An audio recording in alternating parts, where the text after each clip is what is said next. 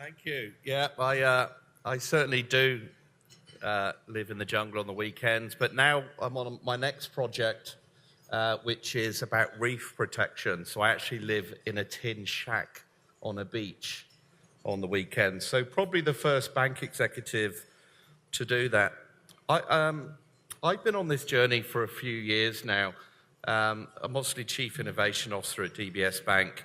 But for the last 2 years, for nearly every single weekend on a Friday night at 5 o'clock, I've been flying to Sumatra, it's about an hour, and then spent 4 to 6 hours in a car going up into the mountains to build a quite unique hotel called Hotel Orangutan. And so if I look tired, you understand why. This story started when I was at MasterCard. I ran MasterCard Labs. I also used to wear quite outrageous suits.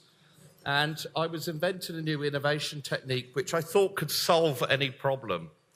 And at the time, there was the haze in Singapore. If any of you have been in the haze, it's awful. Basically, it's burning wildlife.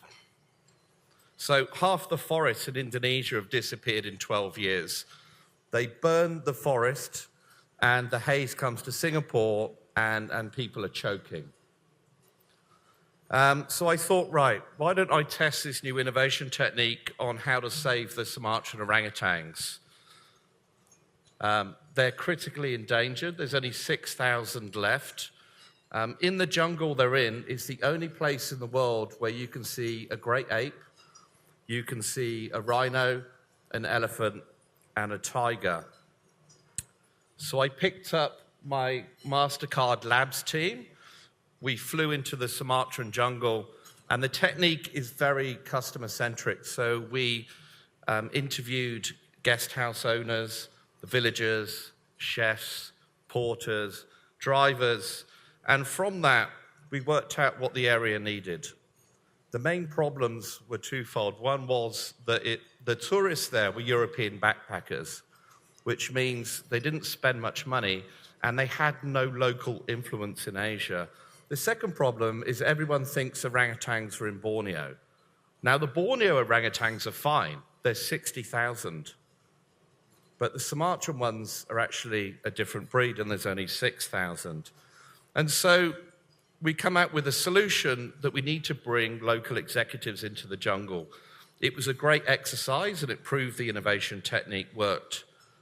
But after a few weeks, I realized I had to do something about this. And so I bought the old tourist office out of my own money, and we started to build a boutique hotel. Now, I have no qualifications in anything. I left school at 16. I don't know anything about hotels. I do know two things, though, about building them. One is they must look nice. Two, they must stand upright.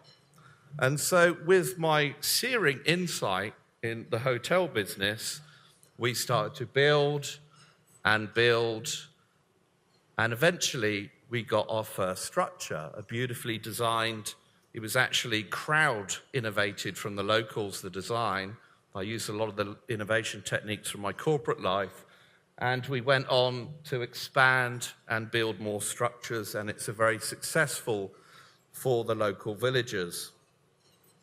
But more importantly, what did I learn from this? And so my weekend project of living in the Sumatran jungle, in 10,000 square kilometer jungle with very uneducated but very innovative local people, I learned a lot of lessons. I only have a few lessons I can talk about today. The first thing is you've got to have the right intent. And so I went in there not to make money, not to build a hotel, not to be a hotel kingpin. I went in to save the orangutans and to give jobs to locals. My business model is very simple. Make more money doing good things than bad things for locals. And it works. And my intent was very clear. And so people aligned with my intent. The mosque immediately aligned, and they were behind me. The headman of the village aligned, Orangutan Society aligned, and they all helped me to deliver something in the middle of nowhere where every single thing had to be brought in through a jungle track on a motorbike. Every single thing you see in these photos came on the back of a motorbike. And at the bank, I took the learnings back in. And so at the bank, when we went out to engage the startup community, we didn't go to the startup community to make money, to take equity, to buy product, to take ideas. We went in with our intent is we are going to turn Singapore into the world fintech hub. And we are going to develop entrepreneurship in Singapore. And because we had that intent, we were very, very successful. And so I feel that if you operate in a nice way, you're a lot more successful in business, I've found. The second thing I learned is that everyone gets fed. Who would believe that building a hotel, the first thing you buy is a rice cooker? That's the first thing I bought. I had to feed people immediately. People who aligned with my intent needed food. And again, in business at DBS, if someone rallies to your flag about making change and transforming and doing something in innovation, they need to be recognized and rewarded. If they're putting an idea in a crowdsourcing platform, we give them an iPad. If they deliver an innovation project, we give them an award. They even get to meet the CEO. So everyone gets fed. Anyone who works with DBS Innovation Group, whether you're a startup, a corporate partner, or an internal staff member, you get fed. You get valued, you get rewarded, and you get recognized. The last thing I'll talk about is a safe place to innovate. This is Harry. Harry had a really bad job. He was happy with it. He was the guy who used to carry the bags of cement into the jungle. And he used to play with the cement. He used to carve it and play around with the wet cement. I said, Harry, can you do the carvings out of cement in the restaurant? I think it will look very nice. He said, no, I'm no good. I'm no good. I said, no, Harry, please do this. It'd be really nice. No, I'm no good. So I said, okay, Harry, here's what you're going to do. You're not going to carry cement for the next week.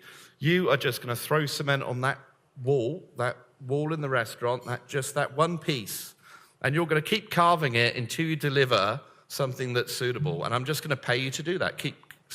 Pull it up, carve it, let it dry, smash it, do it again and again for the whole week.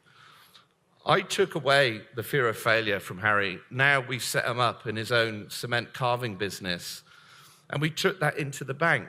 If you want to be ambitious, you have to strive hard. If you strive hard, you're going to fail. But the important thing is you need a safe place to fail. Over last year, we ran 1,000 experiments at the bank.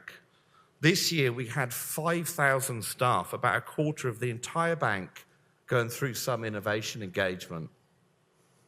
And so we give them that safe place to fail, to be more ambitious and to try new things, but to learn from that.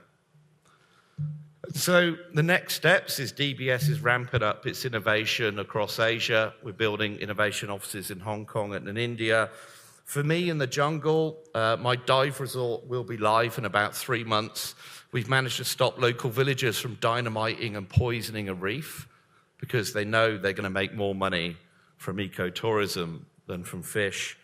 And I'm raising a fund. I want to go after all the iconic animals in Asia, the tiger, the Komodo dragon, the elephant, the rhino, and see what I can do to preserve them for our future. Thank you.